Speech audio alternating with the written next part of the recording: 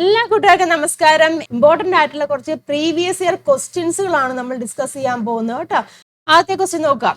Write the general name of the compounds having carboxylic functional group. Carboxylic COOH ആണ് carboxylic. ഇപ്പൊ അങ്ങനെയുള്ള carboxylic functional group ഉള്ള സംയുക്തങ്ങൾ ഏത് പേരിലാണ് അറിയപ്പെടുന്നത്? കാർബോക്സിലിക് ആസിഡ് അല്ലേ, കാർബോക്സിലിക് ആസിഡ്. ഒക്കെ 1 മാർക്കിന്റെ ക്വസ്റ്റ്യൻ ആണ് കേട്ടോ. കാർബോക്സിലിക് ഫംഗ്ഷണൽ ഗ്രൂപ്പ് ഉള്ളതിനെ നമ്മൾ എന്തറിയപ്പെടും? കാർബോക്സിലിക് ആസിഡ് എന്നാണ് അറിയപ്പെടുന്നത്. Then second one, write the IUPAC name of the following compounds. ഇവിടെ 2 കോമ്പൗണ്ട്സ് തന്നിട്ടുണ്ട്. അതിന്റെ IUPAC നെയിം എഴുതാനാണ് പറഞ്ഞിരിക്കുന്നത്. ആദ്യത്തെ ഏതാണ്? CH3 CH2Cl ആണ്. ഏതാണ്? ക്ലോറിൻ വന്നിട്ടുണ്ട് അല്ലേ. ക്ലോറിൻ വന്നിട്ടുണ്ട്, 2 കാർബൺ ആറ്റം ഉണ്ട്. അപ്പൊ ഏത് പറയാം? സിംഗിൾ ബോണ്ടും ആണല്ലേ. അപ്പൊ ഇതിന്റെ പേര് ഏതാണ്? ക്ലോറോ അല്ലേ, ക്ലോറോ. 2 കാർബൺ ആറ്റം ആകുമ്പോൾ ഏതാണ്? എത്ത് വരും, ക്ലോറോ. പിന്നെ സിംഗിൾ ബോണ്ടും ആയതുകൊണ്ട് ക്ലോറോ ഈഥെയിൻ അല്ലേ, ക്ലോറോ ഈഥെയിൻ എന്നാണ് ഇതിന്റെ പേര്. അടുത്ത ഏതാണ്? CH3 CH2O CH3. ഇതേതാണ്? ആൽക്കോക്സി ഗ്രൂപ്പിൽ വരുന്നതാണ് അല്ലേ. അപ്പൊ അത് ഇവിടെ വന്നിട്ടുണ്ട്, O ഉണ്ട്. അപ്പൊ അതിന്റെ അപ്പുറത്തുള്ള ഏതാണ്? മെത്താണുള്ളത്. അപ്പൊ നമുക്ക് എങ്ങനെ പറയാം? മെത്തോക്സി. മെത്തോക്സി. പിന്നെ ഇവിടെ എത്രയാണ്? 2 കാർബൺ ആറ്റം ഉണ്ട്. അപ്പൊ മെത്തോക്സി. എങ്ങനെയാണ്? മെത്തോക്സി. മെത്തോക്സി 2 കാർബൺ ആറ്റം ഉള്ളതുകൊണ്ട് ഈഥെയിൻ അല്ലേ, മെത്തോക്സി ഈഥെയിൻ എന്നാണ് ഇതിന്റെ പേര്. Then അടുത്ത മൂന്നാമത്തെ question, the structural formula of an organic compound is given. നോക്കോട്ടെ, CH3 CH2 CH double bond CH2 ആണ്. സ്ട്രക്ചറൽ ഫോർമുല ഇവിടെ കൊടുത്തിട്ടുണ്ട്. This compound belongs to dash family. ഏത് ഫാമിലിയിൽ വരും? ഡബിൾ ബോണ്ട് ഇവിടെ ഉണ്ടല്ലോ, അതുകൊണ്ട് ഏത് ഫാമിലി വരും? ആൽക്കീൻ അല്ലേ, ആൽക്കീനിലാണ് വരുന്നത്. Then write the molecular formula and IUPAC name of this compound. ഈ കോമ്പൗണ്ടിന്റെ മോളിക്കുലർ ഫോർമുല അതുപോലെ തന്നെ IUPAC നെയിം എഴുതാനും ചോദിച്ചിട്ടുണ്ട്. മോളിക്കുലർ ഫോർമുല എത്ര വരും? കാർബൺ ഇവിടെ എത്രയാണ് ഉള്ളത്? 1 2 3 4 ഇല്ലേ, കാർബൺ 4 ആണുള്ളത്. അതുകൊണ്ട് C4. ഹൈഡ്രജൻ ഇവിടെ എത്ര വരും? 3 5 6 6 8. അപ്പം C4H8 ആണ് അതിന്റെ മോളിക്കുലർ ഫോർമുല എന്ന് പറഞ്ഞിരിക്കുന്നത്. മനസ്സിലായല്ലോ. ഇനി IUPAC നെയിം എന്ത് വരും? ഇവിടെ ഡബിൾ ബോണ്ട് വന്നിട്ടുണ്ട് അല്ലേ, ഡബിൾ ബോണ്ട് വന്നിട്ടുണ്ട്. അപ്പൊ എങ്ങനെ വരും? ഈനാണ് വരുന്നത്. പിന്നെ എത്ര കാർബൺ ആറ്റം ഉണ്ടെന്ന് നോക്കുക, 4 കാർബൺ ആറ്റം ഉണ്ട് അല്ലേ. അപ്പൊ എങ്ങനെയാണ് പേര് വരുന്നത്? ബ്യൂട്ട് അല്ലേ, 4 കാർബൺ ആറ്റം ഉണ്ടെന്ന് ബ്യൂട്ട് വരും. ബ്യൂട്ട് 1ലാണ്, ഇതിലാണ് ഡബിൾ ബോണ്ട് വന്നതല്ലേ, ബ്യൂട്ട് 1En. ബ്യൂട്ട് 1En. ഇതാണ് ഇതിന്റെ IUPAC നെയിം. ക്ലിയർ ആയല്ലോ.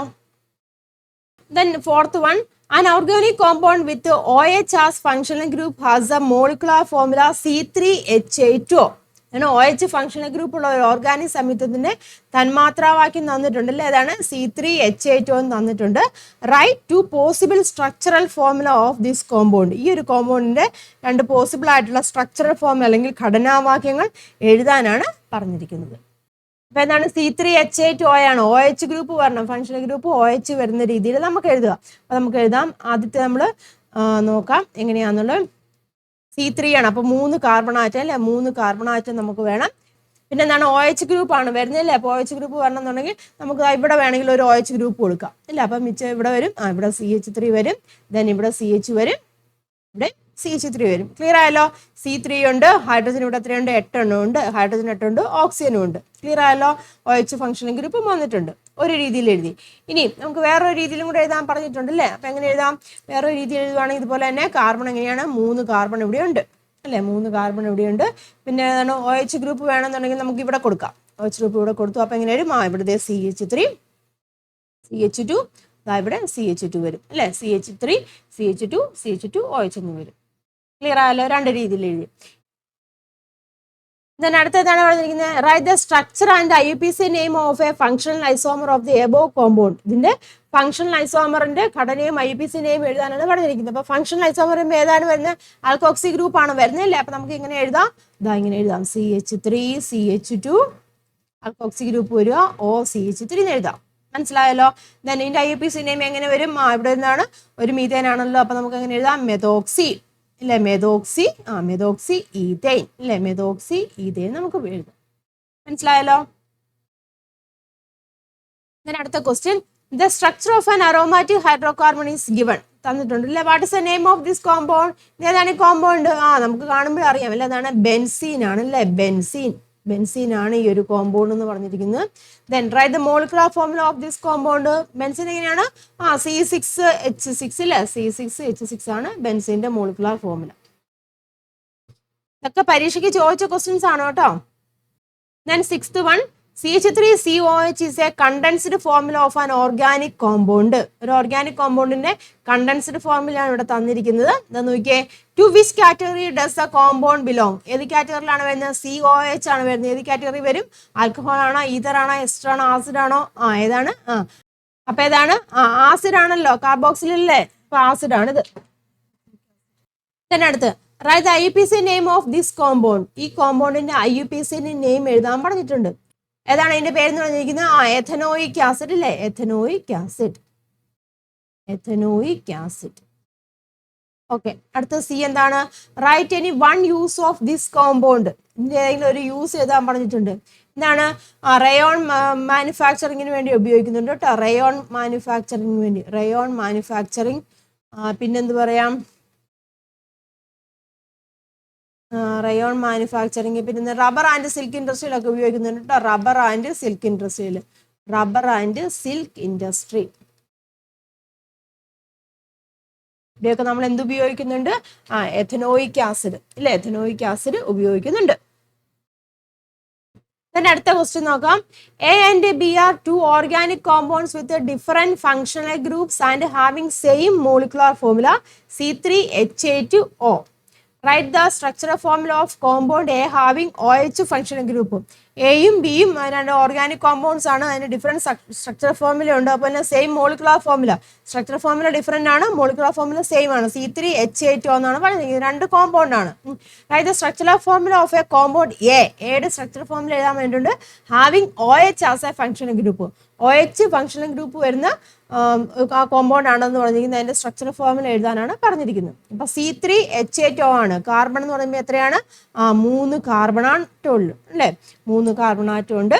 പിന്നെ എന്താണ്? ഹൈഡ്രജന് 8 വരണം. പിന്നെ OH ഗ്രൂപ്പും വരണം. അപ്പൊ ഇവിടെ നമുക്കൊരു OH ഗ്രൂപ്പ് കൊടുക്കാമല്ലോ. OH ഗ്രൂപ്പ് കൊടുക്കാം. പിന്നെ മിച്ചം എത്ര വരും? CH3 ഉണ്ട്.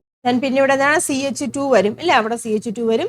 പിന്നെന്താണ്? ഇവിടെ ഒരു CH2 കൂടെ വരും. ഇപ്പൊ ക്ലിയർ ആയല്ലേ? കാർബൺ 3 ആണ്. ഹൈഡ്രജന് എത്ര വന്നു? 8 വന്നില്ലേ? 3 2 5, 5 2 7 വന്നു, 8 വന്നു. ഓക്സിജനും വന്നു. ക്ലിയർ ആയല്ലോ? ദെൻ അടുത്ത ബി എന്താണ് ചോദിച്ചിരിക്കുന്നത്? Write the structural formula of B. ബിയുടെ സ്ട്രക്ചറൽ ഫോർമുല എഴുതാൻ വേണ്ടിയിട്ടുണ്ട്. എയുടെ നമ്മൾ എഴുതി, ഏത് പറഞ്ഞൊരു കോമ്പൗണ്ടിന്റെ സ്ട്രക്ചറൽ ഫോർമുല എഴുതുന്നു. അപ്പോൾ തന്നെ ബിയുടെ സ്ട്രക്ചറൽ ഫോർമുല എഴുതാൻ പറഞ്ഞിട്ടുണ്ട്. അപ്പം ബിയുടെ സ്ട്രക്ചറൽ ഫോർമുല നമുക്ക് എങ്ങനെ എഴുതാം? ഡിഫറെന്റ് ഫംഗ്ഷണൽ ഗ്രൂപ്പ് എന്ന് പറഞ്ഞിട്ടുണ്ട്. ഫംഗ്ഷണൽ ഗ്രൂപ്പ് ഡിഫറെന്റ് ആയിരിക്കണം. അപ്പോൾ ഇതൊരെണ്ണം വന്നു, OH ഗ്രൂപ്പ് ഉള്ളതെന്ന് വന്നു. അപ്പം അടുത്ത ഏത് വരാം? നമുക്ക് ആൽക്കോക്സിയുടെ കേസിൽ എഴുതാം അല്ലേ. അപ്പം CH3 ഇവിടെ ഒരെണ്ണം കൊടുക്കും. O CH2 CH3 എന്ന് കൊടുക്കാം. ഇപ്പൊ 3 കാർബൺ ആറ്റം ഉണ്ട്. ഹൈഡ്രജൻ അവിടെ 8 ഉണ്ട്. ഓക്സിജനും ഉണ്ട്. അല്ലെങ്കിൽ വേറെ ഒരു രീതിയിലും കൂടെ നമുക്ക് എഴുതാം കേട്ടോ. എങ്ങനെ എഴുതാം? CH3 CH2 അല്ലെ, CH2O CH3 എന്ന് എഴുതാം. ഇതിലേത് വേണമെങ്കിലും നമുക്ക് എഴുതാം. ക്ലിയർ ആയല്ലോ? ഇനി അടുത്ത C എന്താണ്? Write the IUPAC name of B. ഇതാണ് ബി എന്ന് പറഞ്ഞത്. ഇതിന്റെ IUPAC നെയിം എഴുതാൻ പറഞ്ഞിട്ടുണ്ട്. ഏത് വരും? മെതോക്സി അല്ലെ, മെതോക്സി വരും. മെതോക്സി ഉണ്ട്. പിന്നെ ethane, methoxy ethane, methoxy ethane എന്നാണ് IUPAC നെയിം. അടുത്ത ഡി എന്താണ്? Write the structure of the position isomer of A. എന്ന് പറഞ്ഞാൽ ഇതിന്റെ പൊസിഷൻ ഐസോമർ ഉണ്ടല്ലോ, അതിന്റെ സ്ട്രക്ചർ എഴുതാനാണ് പറഞ്ഞിരിക്കുന്നത്. ഇപ്പം OH ഇവിടെയാണ് വന്നിരിക്കുന്നത്. അപ്പം OH വേറെ എവിടെയെങ്കിലും പൊസിഷൻ മാറ്റി കൊടുത്താൽ പോരെ. അപ്പം നമുക്ക് എഴുതാം CH3 CH ഇവിടെ നമുക്കൊരു OH കൊടുക്കാം. OH CH3. അപ്പൊ ഇതിന്റെ എയുടെ പൊസിഷൻ ഐസോമർ നമ്മൾ എഴുതി. മനസ്സിലായല്ലോ? അടുത്ത ക്വസ്റ്റ്യൻ ഫില്ലപ്പ് സ്യൂട്ടബിളി എന്ന് പറഞ്ഞിട്ടുണ്ട്. OH ഏതാണ്? ഹൈഡ്രോക്സിൽ ഗ്രൂപ്പ് ആണ്. COH വരുമ്പോൾ ഏതാണ്? കാർബോക്സിൽ ഗ്രൂപ്പ് ആണ് അല്ലേ, കാർബോക്സിൽ ഗ്രൂപ്പ്, കാർബോക്സിൽ ഗ്രൂപ്പ് ആണ്. ഇത് നോക്കിയേ, CnH2n+2 ആൽക്കൈൻ ആണ്. CnH2n-2 വരുമ്പോൾ ഏത് വരും? ആൽക്കൈൻ അല്ലേ, ആൽക്കൈൻ ആണ് വരുന്നത്. ക്ലിയർ ആയല്ലോ? The 9th question നോക്കാം. Examining the following compounds and answer the question. കുറച്ച് കോമ്പൗണ്ട്സ് തന്നിട്ടുണ്ട്, ക്വസ്റ്റ്യൻ ആൻസർ ചെയ്യാനാണ് പറഞ്ഞിരിക്കുന്നത് കേട്ടോ. ആദ്യത്തെ ക്വസ്റ്റ്യൻ എന്താണ്? Find out the isomeric pairs. Isomeric pairs കണ്ടുപിടിക്കാനാണ് ചോദിച്ചിരിക്കുന്നത്. ഞാൻ നോക്കിയാൽ CH3O CH3 ഉണ്ട്. CH2 CH2 CH2OH CH3 CHOH CH3 CH2OH. ഏതൊക്കെ വരും പെയേഴ്സ്? അതായത് ഒന്നാമത്തെ വരാം, അതുപോലെ തന്നെ നാലാമത്തെ ബന്ധം ഐസോമറിക് പെയേഴ്സ് ഇല്ല, അത് ഏത് ഐസോമറിസത്തിൽ പെടുന്നതാണ്? ഫങ്ഷണൽ ഐസോമറിസത്തിൽ പെടുന്നതല്ല. അപ്പൊ അതായത് 1 ഉം 4 ഒരു പേരാണ്. 1 and 4 ഒരു പേരാണ്. അതുപോലെ തന്നെ അതെ സെക്കൻഡും തേർഡും നോക്കിയേ, ഇത് വരും. സെക്കൻഡും തേർഡ് എന്ന് പറയുമ്പോൾ പൊസിഷൻ ഐസോമറും ഇല്ലേ, പൊസിഷൻ ചേഞ്ച് ചെയ്തിട്ടു. അപ്പം സെക്കൻഡ് ആൻഡ് തേർഡ് അത് ഏതിൽ വരുന്നതാണ്? പൊസിഷൻ ഐസോമറിസത്തിൽ പെടും. ഇത് പൊസിഷൻ കേട്ടോ, പൊസിഷൻ ഐസോമറിസം ആണ്. ഇതെന്ന് പറഞ്ഞിരിക്കുന്നതാണ് ഫങ്ഷണൽ അല്ലെ, ഫങ്ഷണൽ ഐസോമറിസം. അടുത്ത question, the structural formula of A hydrocarbon is given. ഒരു ഹൈഡ്രോകാർബണിന്റെ സ്ട്രക്ചറൽ ഫോർമുല അവിടെ തന്നിട്ടുണ്ട്. നോക്കുക, write the molecular formula of the given hydrocarbon. ഈ ഒരു ഹൈഡ്രോകാർബൺ ഉണ്ടല്ലോ, അപ്പം ഇതിന്റെ മോളിക്കുലാർ ഫോർമുല എഴുതാനാണ് പറഞ്ഞിരിക്കുന്നത്. ഏതെല്ലാം മോളിക്കുലാർ ഫോർമുല നോക്കിയേ, കാർബൺ എത്രയാണ് നോക്കിയേ, എത്രയാണ്? 1 2 3 4 5 6 7 ഇല്ലേ, കാർബൺ എത്രയാണ്? 7 കാർബൺ ഉണ്ട് അല്ലേ, 7 കാർബൺ. ഹൈഡ്രജൻ എത്ര വരും? 3 4 4 2 6 8 8 3 11 11 3 14 2 16. അപ്പം C7H16 ആണ് അതിന്റെ മോളിക്കുലാർ ഫോർമുല എന്ന് പറഞ്ഞിരിക്കുന്നത്. ക്ലിയർ ആയല്ലോ? ഇനി അടുത്ത എന്താണ്? How many carbon atoms are there in the longest carbon chain. Longest carbon ചെയിനിൽ എത്ര കാർബൺ ആറ്റം ഉണ്ടെന്നാണ് ചോദിച്ചത്. അപ്പൊ ലോങ്സ്റ്റ് കാർബൺ ചെയിൻ ഏതായിട്ട് നമുക്ക് എടുക്കാം? അപ്പൊ നോക്കിയാൽ നേരെ പോവുകയാണെങ്കിൽ എത്ര വരും? 1 2 3 4 5 എണ്ണമാണ് വരുന്നത്. ഇങ്ങോട്ട് ബ്രാഞ്ച് ആയിട്ട് പോയി കഴിഞ്ഞാൽ 1 2 3 4 എണ്ണം വരും. ആ സമയം എന്താ ഇവിടുന്ന് സ്റ്റാർട്ട് ചെയ്ത് നോക്കിയേ, 1 2 3 4 5 6 ഈ രീതിയിൽ പോയി കഴിഞ്ഞാൽ 6 കാർബൺ ആറ്റം. ലോങ്സ്റ്റ് ചെയിൻ ഏതായിട്ട് എടുക്കാം? ഈ ഒരു ചെയിനായിട്ട് എടുക്കാം. അപ്പൊ ഇതാണ് അവിടുത്തെ ലോങ്സ്റ്റ് ചെയിൻ എന്ന് പറഞ്ഞത്. 1 2 3 4 5 6 കേട്ടോ. അപ്പൊ എത്ര കാർബൺ ആറ്റം ഉണ്ട്? 6 കാർബൺ ആറ്റം ഉണ്ട്. Name the branch present. ഇവിടെയുള്ള ബ്രാഞ്ച് ഏതാണ്? ഇതാണ് ഇവിടുത്തെ ബ്രാഞ്ച്. ബ്രാഞ്ച് ഏതാണ്? മീഥൈലാണ് അല്ലേ, മീഥൈലാണ് അവിടുത്തെ branch. Write its IUPAC name. പിന്നെ IUPAC നെയിം എന്ത് വരും? 3L ആണ് ഇവിടെ മീഥൈൽ ഗ്രൂപ്പ് വന്നതല്ലേ. അപ്പം 3 മീഥൈൽ അല്ലേ, 3 മീഥൈൽ 6 കാർബൺ ആറ്റം ഉണ്ട്. ഹെക്സൈൻ 3 മീഥൈൽ ഹെക്സൈൻ ആണ് ഇതിന്റെ IUPAC നെയിം എന്ന് പറഞ്ഞിരിക്കുന്നത്.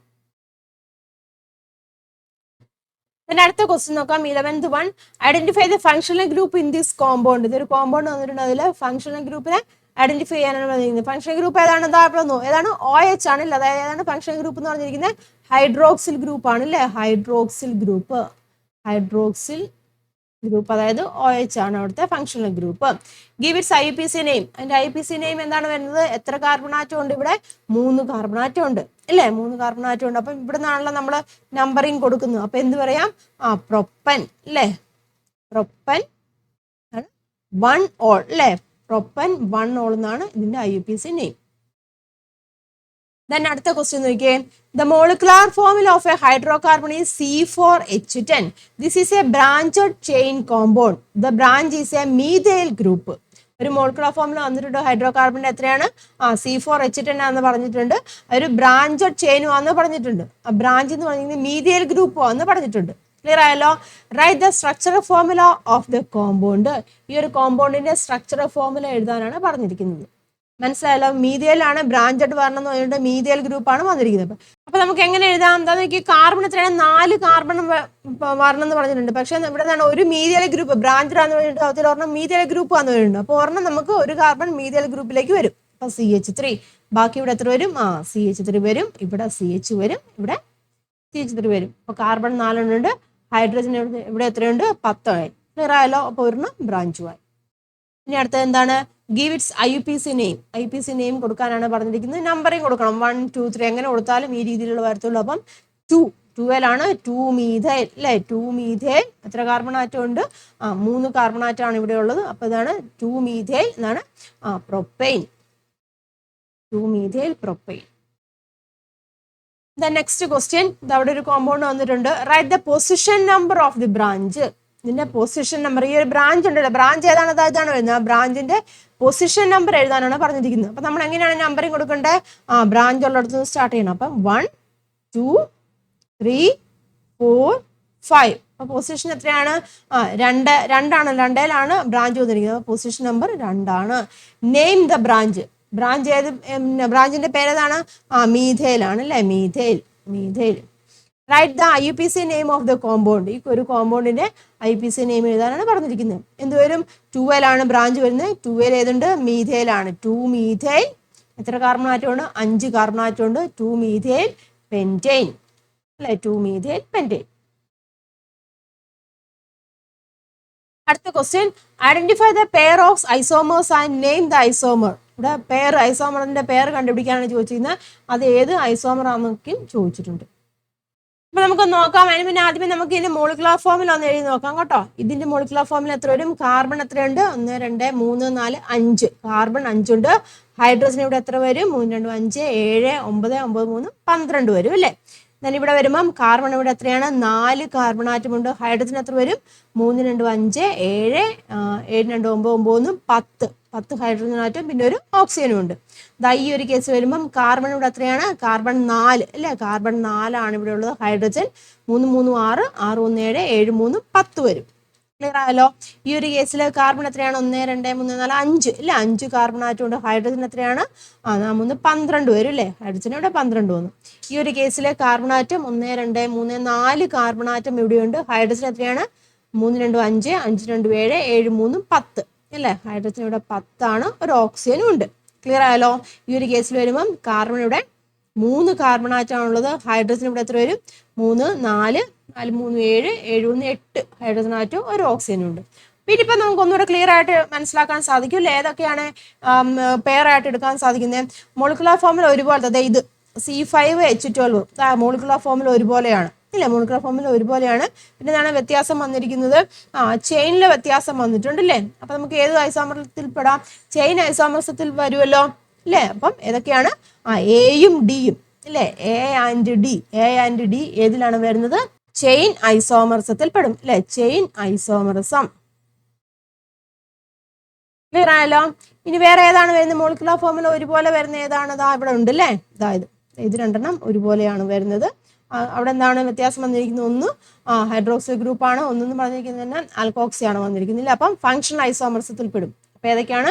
ബി ആൻഡ് ഇ ഇല്ലേ. ബി ആൻഡ് ഇ ഏതിലാണ് വരുന്നത്? ഫങ്ഷണൽ അല്ലെ. Functional isomerism. ഫങ്ഷണൽ ഐസോമർസം മനസ്സിലായല്ലോ. ഇനി അടുത്ത ഇത് മാച്ചിങ് അല്ല, ഇത് രണ്ടും മാച്ചിങ് അല്ല. ക്ലിയർ ആയല്ലോ. അപ്പം ഇത് ഇത്തരം ഒരു ക്വസ്റ്റ്യൻ എക്സ്പെക്ട് ചെയ്യാൻ കേട്ടോ പരീക്ഷയ്ക്ക്. ഗ്രൂപ്പ് ചെയ്യാൻ വേണ്ടി, പെയർ ചെയ്യാൻ വേണ്ടി, ഐസോമർസം പെയർ ചെയ്യാൻ വേണ്ടി ചോദിക്കും. The next question, the structural formula of an organic compound is given. ഒരു ഓർഗാനിക് കോമ്പൗണ്ടിന്റെ സ്ട്രക്ചറൽ ഫോർമുല ഇവിടെ തന്നിട്ടുണ്ട്. ക്ലിയർ ആയല്ലോ. Write down the IUPAC name of this compound. ഈ കോമ്പൗണ്ടിന്റെ IUPAC നെയിം എഴുതാനാണ് പറഞ്ഞിരിക്കുന്നത്. ഡബിൾ ബോണ്ട് ഉണ്ട്. ഡബിൾ ബോണ്ട് ഇവിടെ വന്നിട്ടുണ്ട്.